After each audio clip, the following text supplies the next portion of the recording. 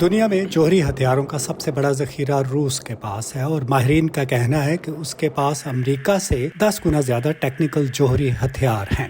مارچ 2018 میں روسی صدر ولادیمیر پوتن نے ہتھیاروں کی کئی نئی اقسام کی نقاب کشائی کرتے ہوئے کہا تھا کہ یہ دنیا کے تقریباً ہر مقام کو نشانہ بنا سکتے ہیں اور انہیں روکا نہیں جا سکتا۔ اب جبکہ پوتن کو یوکرین میں شکست کا سامنا ہے، انہوں نے دھمکی دی ہے کہ وہ روس کے دفاع کے لیے اپنے اختیار میں ہر حربہ آزمائیں گے۔ ان غیر مصدقہ اطلاعات پر کہ روس ممکنہ طور پر جوہری ہتھیاروں کو یوکرین کی سرحد کی طرف لا رہا ہے، وائٹ ہاؤس نے اس رد عمل کا اظہار کیا۔ ہم جوہری ہتھیاروں یا ان کے استعمال کی کسی قسم کی دھمکی کو بہت سنجیدگی سے لیتے ہیں، لیکن میں یہ کہنا چاہتی ہوں کہ ابھی تک ہمیں ایسی کوئی صورتحال دیکھنے کو نہیں ملی جس کی بنیاد پر ہم اپنی جوہری حکمت عملی میں کوئی تبدیلی کریں، اور نہ ہی ہمیں ایسا کوئی اشارہ ملا ہے کہ روس فوری طور پر جوہری ہتھیاروں کے استعمال کی تیاری کر رہا ہے۔ فوجی نقصانات کے پیش نظر روس نے فوج میں بھرتی کی ایک مہم کا اعلان کیا جس کی وجہ سے لاکھوں روسی ملک سے فرار ہو رہے ہیں۔ امریکی قومی سلامتی کے ماہر مچل والرسٹین کا کہنا ہے کہ اگر صدر پوتن جوہری ہتھیار استعمال کرتے ہیں تو وہ طویل عرصے سے نافذ ایک پابندی کو توڑ دیں گے۔ یہ اس سرخ لکیر کو عبور کرنا ہوگا جسے دوسری جنگ عظیم کے بعد سے کسی بھی ملک نے عبور نہیں کیا، اور تشویش کی بات یہ ہے کہ اس کی پریشانی بڑھ رہی ہے اور وہ سمجھتے ہیں کہ ان کی آپشنز محدود ہیں، اور یہ کہ وہ ایک چھوٹا ٹیکٹیکل جوہری ہتھیار استعمال کرنے کی کوشش کر سکتے ہیں جو شاید ہیروشیما اور ناگاساکی میں استعمال کیے گئے ہتھیار سے بھی چھوٹا ہو، جس کا بنیادی طور پر مقصد یا تو کیو میں یوکرینی حکومت کو مفلوج کرنے کی کوشش ہوگا یا صرف یہ بتانا کہ دیکھو میں یہ کر سکتا ہوں۔ دیگر ماہرین بھی تشویش میں مبتلا ہیں۔ میرے خیال میں اگر یہ جنگ پوتن کے لیے انتہائی غلط رخ اختیار کرتی ہے، میرا مطلب ہے کہ اگر انہیں ایک تباہ کن فوجی شکست کا سامنا ہوا، اگر اقتدار پر ان کی گرفت کمزور پڑتی ہے، اگر روسی معیشت تباہی کے دہانے پر پہنچ جاتی ہے، تو ایسی صورت میں اس امکان کو مسترد نہیں کرتا کہ روس جوہری ہتھیار استعمال کرے گا۔ مجھے نہیں لگتا کہ ایسا ہوگا، لیکن میرے خیال میں سرد جنگ کے خاتمے کے بعد سے اگر کبھی اس کا امکان ہو سکتا تھا تو وہ اب ہے۔ جیمز ایکٹن کی رائے میں پوتن اپنے آپ کو دلیر ظاہر کرنے کے باوجود یوکرین کے خلاف جنگ جیتنے کے لیے جوہری ہتھیاروں کا استعمال کا نہیں سوچ سکتے۔ اس کا مقصد محض یوکرین، اس کے مغربی حمایتیوں، خاص طور پر امریکہ کو خوف زدہ کرنا ہے، جنگ کو مزید پھیلانے کا خوف، اس سے بھی بدترین ایٹمی جنگ کا خوف جو انہیں پسپائی اختیار کرنے، امن قائم کرنے اور محفوظ راستہ دینے کے لیے رعایتیں دے سکے۔ یوکرین کے صدر ولادیمیر زیلنسکی کا کہنا ہے کہ ان کی افواج تیزی سے کامیابیاں حاصل کر رہی ہیں اور مشرقی اور جنوبی یوکرین کے درجنوں دیہات پھر سے اپنے کنٹرول میں لے رہی ہیں۔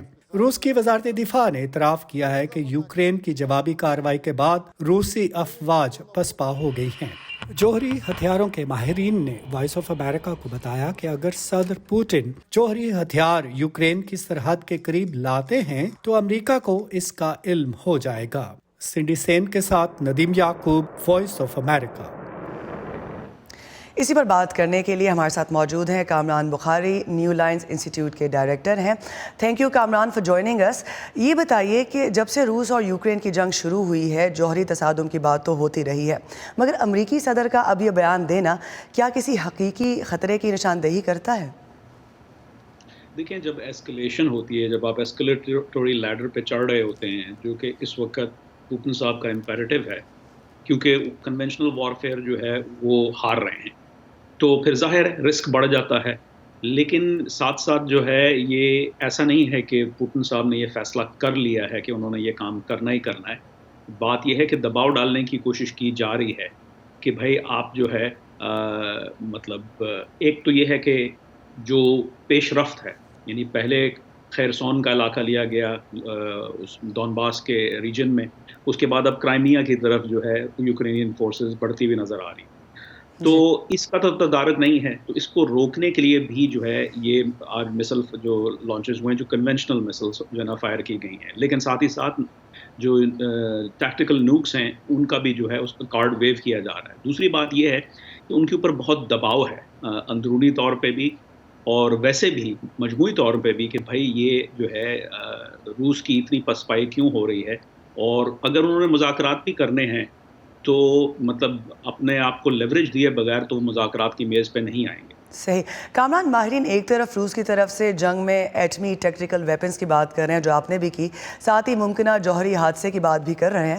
دونوں صورتوں میں فرق کیا ہے؟ دیکھیں, ایک تو جارحانہ کارروائی ہوگی جس میں جو ہے ظاہر ہے جو ہیروشیما اور ناگاساکی کے بعد بالکل نہیں ہوا, وہ جو ہے وہ ایک روبیکان بریچ ہو جائے گا. تو دوسری طرف جو ایٹمی تنصیبات جو ہیں جس کے اوپر جو ہے وہ جو خطرے میں ہے وہ ذرا مختلف ہے. اس میں یہ ہوگا فال آؤٹ ہوگا, چرنوبل جیسا ڈیزاسٹر ہو جائے گا یا فوکوشیما جیسا جو کہ جاپان میں ہوا تھا. تو وہ دونوں کی مختلف نوعیتیں ہیں. ایک جو ہے وہ جنگ میں مطلب یوں کہیے کہ براہ راست آپ کوئی ٹیکٹیکل نوکس یوز نہیں کر رہے, اور نیوکلیئر فال آؤٹ جو ہے وہ کنونشنل جنگ کا ایک آؤٹ کم. دوسری جانب جو ہے آپ براہ راست کریں گے آپ. اچھا, گزشتہ ہفتے امریکی میڈیا نے لکھا کہ روس کے کسی بھی اقدام کے پیش نظر امریکہ کئی آپشنز پر سوچ رہا ہے. اگر روس ایسا کوئی قدم اٹھاتا ہے تو نیٹو یا امریکی جوابی کارروائی کیا ہو سکتی ہے؟ کیا اقدامات اٹھا سکتے ہیں؟ دیکھیں, اس پہ میں نہیں سمجھتا کہ فوری جیسے ادھر سے بٹن دبا دیا گیا تو ادھر سے بھی بٹن دبا دیا جائے گا, ایسے کوئی مسئلہ نہیں ہے. پہلے تو یہ دیکھنا ہے کہ کس قسم کی کس نوعیت کا ٹیکٹیکل نوک ہوگا, اس کی ییلڈ کیا ہے, کتنے کلو ٹن کا ہوگا, کہاں ہوگا, اس کا فال آؤٹ کیا ہے. اس سب چیز کو بڑی تیزی سے جو ہے انٹیلیجنس گیدرنگ کی ضرورت ہوگی, اسیسمنٹ کی ضرورت ہوگی. اس کے بعد جو ہے پھر آپشنز ہیں مختلف قسم کے. پہلی بات تو یہ ہے کہ دنیا میں مزید آخری کویشچن یوکرین پہ نکال دو, افغانستان پہ چلتے ہیں. اس میں جو اس میں دیکھنا پڑے گا کہ بھئی آپ مزید آئسولیٹ کیا کر سکتے ہیں, لیکن جوابی کارروائی بھی ہوگی ملٹریلی, کیونکہ اس میں تو پھر یہ ہے کہ اگر آپ جواب نہیں دیتے تو پھر اٹس ایک طرح سے جو ہے فری سیزن ہو گیا سب کے لیے. مطلب یہ صرف روس اور امریکہ کے لیے نہیں بلکہ تمام دنیا میں جو طاقتیں جن کے پاس جوہری ہتھیار ہیں پھر وہ امبولڈن ہو جاتی ہیں. تو یہ ایک نئی دنیا میں ہم داخل ہو جائیں گے. وہاں جو ہے آئی ڈونٹ تھنک وہاں کوئی جانا چاہتا ہے بشمول صدر پوٹن کے. کامران, ہمارے ساتھ رہیے گا. 21 برس پہلے امریکہ میں 11 ستمبر کے دہشت گرد حملوں کے بعد امریکہ اور اس کے اتحادیوں نے 7 اکتوبر کو طالبان کے زیر قبضہ افغانستان پر بمباری شروع کی تھی.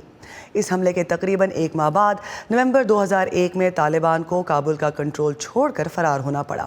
اس کے کچھ ہی عرصے بعد جرمنی کے شہر بون میں ایک معاہدے کے نتیجے میں افغانستان میں ایک عبوری حکومت قائم کی گئی. افغانستان میں 20 برس کی جنگ اور امریکی افواج کے انخلاء کے بعد گزشتہ سال اگست میں طالبان ایک بار پھر کابل پر قبضہ کرنے میں کامیاب ہوئے. کامران, امریکہ نے افغانستان میں موجودہ القاعدہ کے خاتمے کے لیے اس جنگ کا آغاز کیا تھا. امریکہ کس حد تک اپنے مقصد میں کامیاب رہا؟